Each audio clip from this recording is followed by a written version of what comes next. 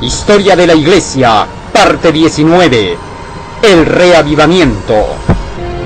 Las Escrituras presentan un gran reavivamiento y un despertar religioso mundial en el libro de Apocalipsis, en el capítulo 18, versículo 1, con las siguientes palabras: y después de estas cosas vi a otro ángel descender del cielo teniendo grande potencia, y la tierra fue alumbrada de su gloria. De esta manera es como la palabra del Señor presenta que todo el mundo despertará precisamente antes de que llegue el final de todas las cosas. La mensajera del Señor había escrito con relación a esto: me he sentido profundamente impresionada por las escenas que recientemente han pasado ante mí en horas de la noche. Parecía un gran movimiento, un reavivamiento. Se producía en muchos lugares. Nuestros hermanos estrechaban filas en respuesta al llamado.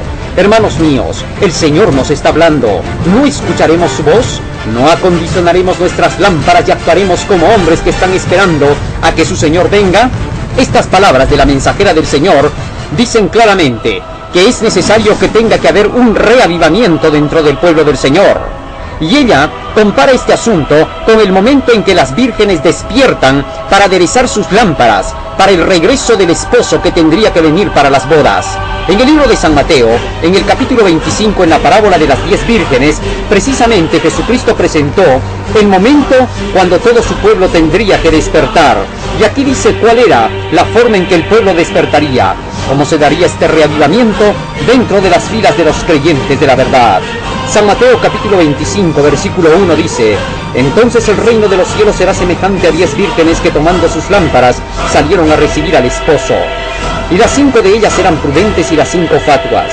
Las que eran fatuas, tomando sus lámparas, no tomaron consigo aceite, pero las prudentes tomaron aceite en sus vasos juntamente con sus lámparas, y tardándose el esposo cabecearon todas y se durmieron. La parábola nos presenta claramente los hechos que van a ocurrir precisamente antes de la segunda venida de Cristo. Por eso es que Cristo dijo en San Mateo 25:13: velad pues, porque no sabéis el día ni la hora en que el Hijo del Hombre ha de venir. Cristo comparó la llegada del esposo en esta parábola de las 10 vírgenes con su segunda venida. Y dice que cuando estas vírgenes salieron a esperar al esposo, por un tiempo tardó. Pero luego dice que mientras tardaba el esposo, estas 10 vírgenes se durmieron y despertaron a la medianoche, cuando se oyó un clamor, versículo 6. Y a la medianoche fue oído un clamor: he aquí que el esposo viene salida a recibirle. Una vez que fue dado este clamor, que anunciaba ya la llegada del esposo, algo ocurrió con las 10 vírgenes. Las 10 vírgenes en este capítulo representan al pueblo del Señor. El apóstol Pablo en 2 de Corintios, en el capítulo 11, y en el versículo 2, hablando acerca de quiénes son las vírgenes, dice lo siguiente: pues que os celo con celo de Dios, porque os he desposado a un marido para presentaros como una virgen pura para Cristo. De manera que entonces, las vírgenes representan a la iglesia de Dios, y Jesucristo representa aquí al esposo. Ellas salen a esperar a este esposo, que es Jesucristo, precisamente al atardecer de la historia. Pero Jesucristo demora hasta la medianoche, y a la medianoche se oye el clamor de que ya viene el esposo y que es tiempo de salir a recibirle. Ahora bien, siendo así la situación, nosotros necesitamos descubrir qué hora era la medianoche. De acuerdo con eso, podremos saber en qué momento tendría que darse este despertar religioso mundial. Pero nótese claramente que aquí hay algo importante: que el reavivamiento del pueblo del Señor es gracias al mensaje que anuncia la segunda venida de nuestro Señor Jesucristo. Pueden haber existido muchos reavivamientos en la historia, pero para los últimos días el gran reavivamiento que tendría que darse solo estaría relacionado con el mensaje de la segunda venida de Cristo, con el juicio final. Dice la mensajera del Señor en el libro El conflicto de los siglos, página 404. En la profecía del primer mensaje angelical, en el capítulo 14 del Apocalipsis, se predice un gran despertamiento religioso, bajo la influencia de la proclamación de la próxima venida de Cristo. Se ve un ángel volando en medio del cielo teniendo un evangelio eterno que anunciar a los que habitan sobre la tierra, a cada nación, tribu, lengua y pueblo. A gran voz proclama el mensaje: temed a Dios y dadle gloria, porque ha llegado la hora de su juicio, y adorad a aquel que hizo el cielo, la tierra, el mar y las fuentes de las aguas. El mismo mensaje revela el tiempo en que este movimiento debía realizarse. Se dice que forma parte del evangelio eterno y que anuncia el principio del juicio. El mensaje de salvación ha sido predicado en todos los siglos, pero este mensaje es parte del evangelio que solo podía ser proclamado en los últimos días, pues solo entonces podía ser verdad que la hora del juicio había llegado. Un mensaje relativo al juicio basado en el cumplimiento de estas profecías no podía ser proclamado antes de que llegásemos a aquel tiempo.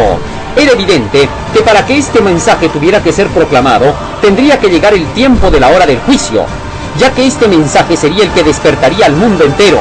Este mensaje está registrado en los mensajes de Apocalipsis capítulo 14, los llamados mensajes de los tres ángeles.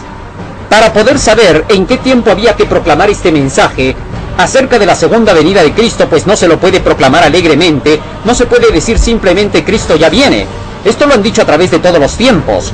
A fin de poder estar seguros de que Cristo viene, solo hay una manera de poder saberlo: a través del estudio de las profecías. Las profecías indican claramente el tiempo cuando Cristo debe aparecer por segunda vez.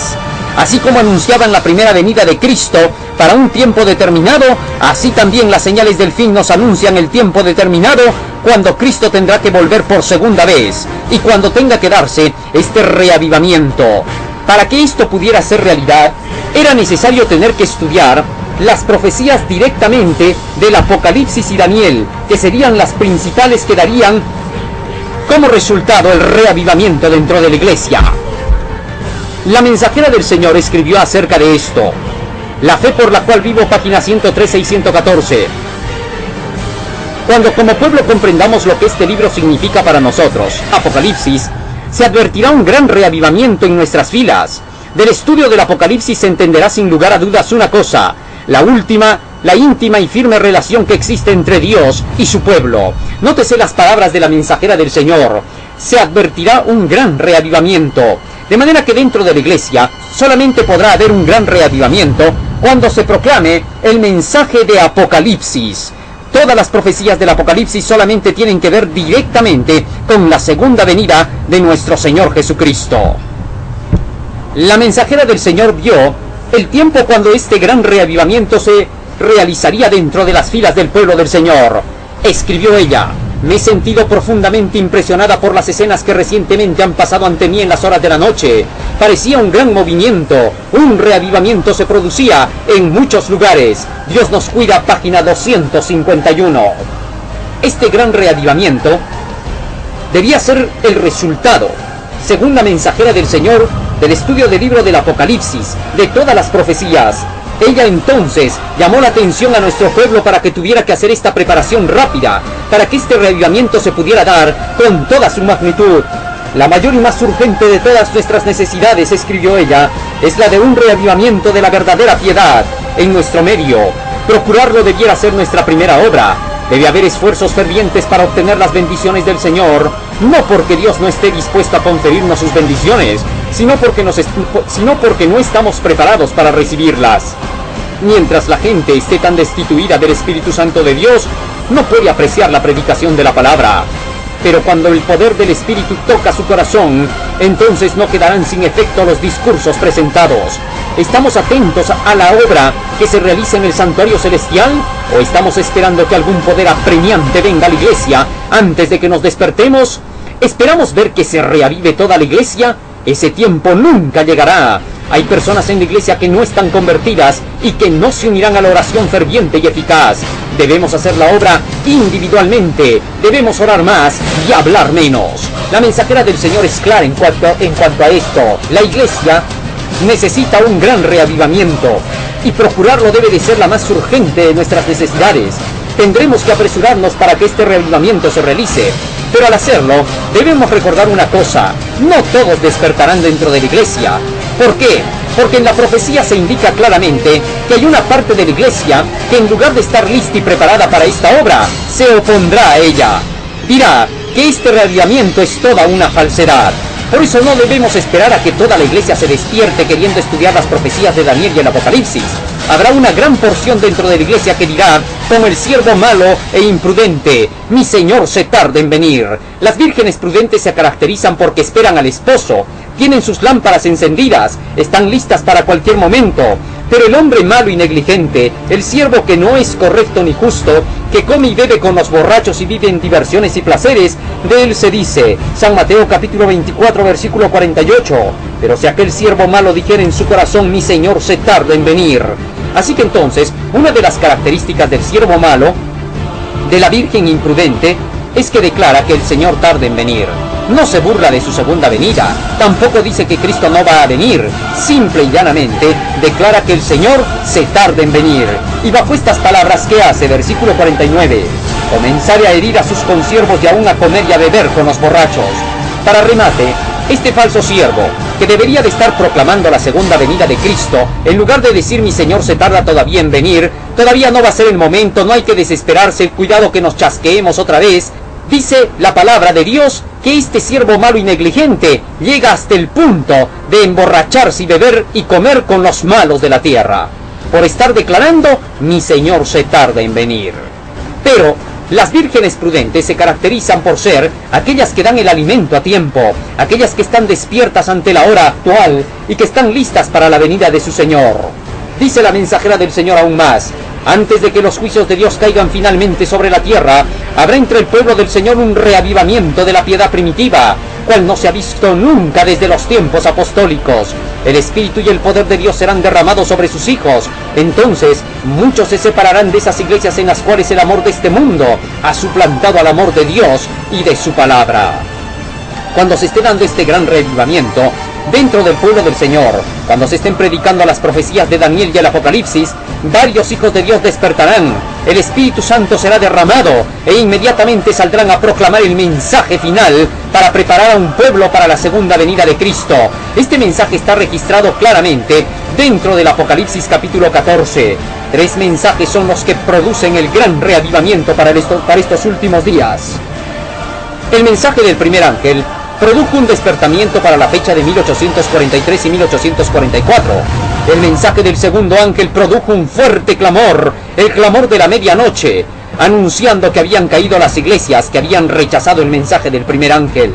Pero para los últimos días se predice una obra de extensión universal. El mensaje del tercer ángel será proclamado con gran poder. Escribió la mensajera del Señor con respecto a esto.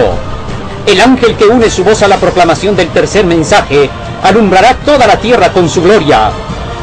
Así se predice una obra de extensión universal y de poder extraordinario. El movimiento adventista de 1840-1844 fue una manifestación gloriosa del poder divino.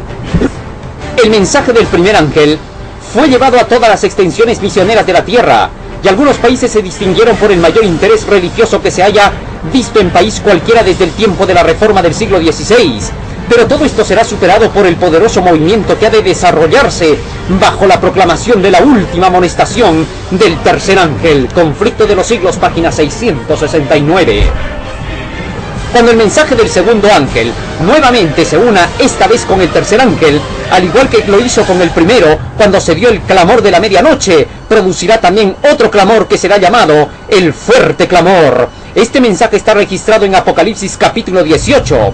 Este será el último mensaje que se le dará al mundo para que la gente pueda despertarse y prepararse para el retorno de su Señor. Las Escrituras también declaran exactamente el tiempo cuando todas estas cosas debían de ocurrir.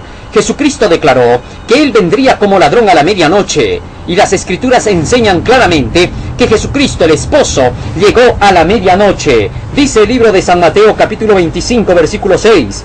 Y a la medianoche fue oído un clamor. He aquí que el esposo viene, salid a recibirle. Entonces todas aquellas vírgenes se levantaron y prepararon sus lámparas. De manera que el despertar se desarrollaría cuando todo el mundo, o cuando el pueblo del Señor, escuchara el mensaje de la segunda venida de Cristo, que vendría como ladrón a la medianoche, como el esposo que llegó a la medianoche. Pero ¿qué hora es la medianoche? Las Escrituras también nos dicen exactamente cuándo será la medianoche, qué característica, qué señal identificará precisamente esa hora para que el pueblo del Señor se levante y proclame el mensaje final.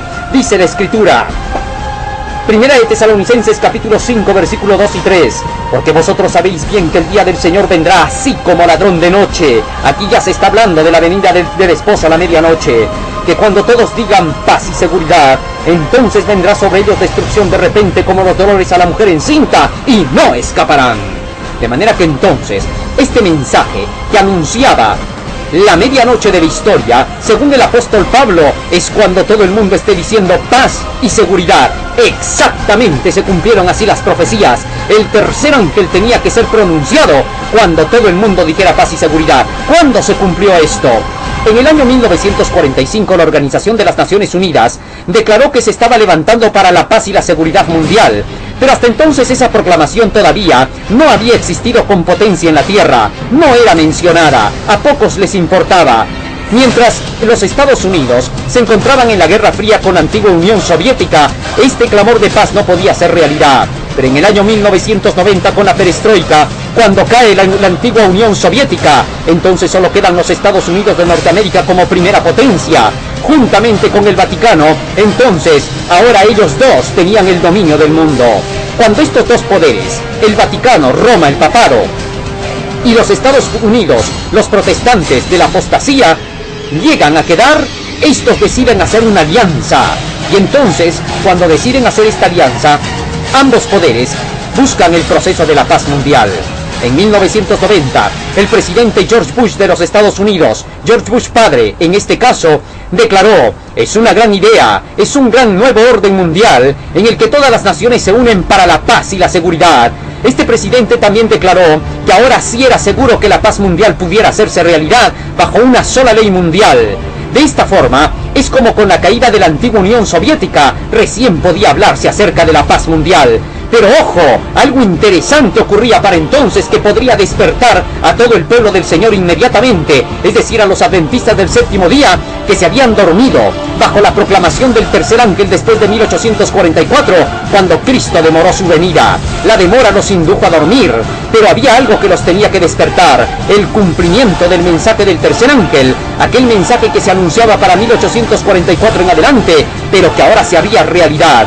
El tercer ángel denuncia a la bestia y a su imagen. La bestia representa al papado, la imagen de la bestia representa a los Estados Unidos de Norteamérica protestantes. Y según esta profecía, Rusia no tenía nada que ver la Unión Soviética dentro de la profecía final del tercer ángel. No se le contaba para nada, solo estaba Estados Unidos y el Vaticano. Por lo tanto, cuando en 1990 cae la antigua Unión Soviética y solamente quedan los Estados Unidos con el Vaticano, se cumplió lo que los adventistas habían predicado por tantos años, que solo estos dos poderes quedarían para el final e implantarían la marca de la bestia. Cuando los adventistas del séptimo día, en el año 1990, vieron la caída de Rusia en cuestión de 2 semanas, inmediatamente se dieron cuenta que su mensaje del tercer ángel había sido una gran realidad y que por lo tanto se cumplía por fin la profecía del tercer ángel, y hubo un gran despertamiento, un gran reavivamiento dentro de la iglesia de Dios. Y ahora, a este reavivamiento debía de seguirle una gran reforma, porque la reforma le sigue al reavivamiento. Esto lo veremos a continuación.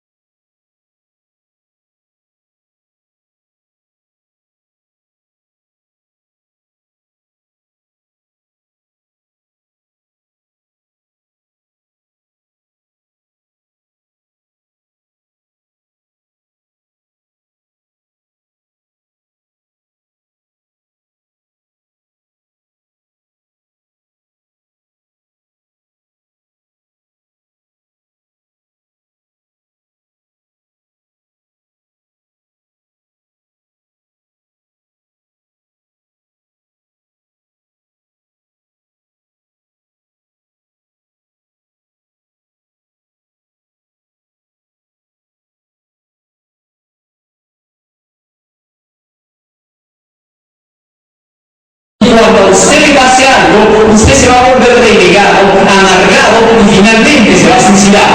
¿Por qué se mata la gente? Por eso, porque no conoce para qué está en este mundo, no sabe de dónde viene ni hacia dónde va, y la gente termina diciendo así: el único que me podría ayudar es Dios, pero existía, ni siquiera me ayuda. Le pido, le ruego, me ha visto llorando, suplicando, y todo estoy igual. Ayer estaba muriéndome de hambre, y hoy día todo sigue igual. Nada ha cambiado. ¿Dónde está Dios?